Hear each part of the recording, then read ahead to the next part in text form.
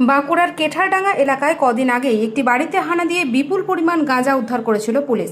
সেই ঘটনার রেশ কাটতে না কাটতেই এবার বাঁকুড়া শহরের ওই এলাকাতে হানা দিয়ে বিপুল পরিমাণ নেশার সামগ্রী উদ্ধার করল পুলিশ।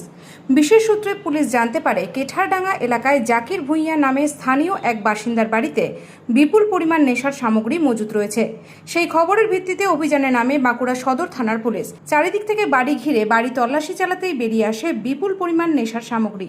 পুলিশ জানিয়েছে ওই বাড়িতে মজুত রাখা 22 বোতল নিষিদ্ধ কাপ সিরাপ ছাড়াও উদ্ধার হয় মোট 3,340টি নেশার ট্যাবলেট। পুলিশ জানিয়েছে উদ্ধার হওয়া কাপ সিরাপের বোতলগুলির প্রতিটিতে 100 মিলিলিটার করে নিষিদ্ধ কাপ সিরাপ রয়েছে।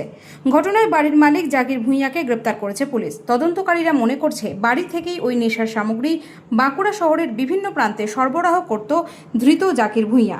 ধৃতকে নিজেদের হেফাজতে নিয়ে জিজ্ঞাসাবাদ করে এই চক্রে আর কে বা কারা যুক্ত তার জানার চেষ্টা চালানো হচ্ছে বলে জানান ডিসিপি আইন শৃঙ্খলা অরুণাভ দাস।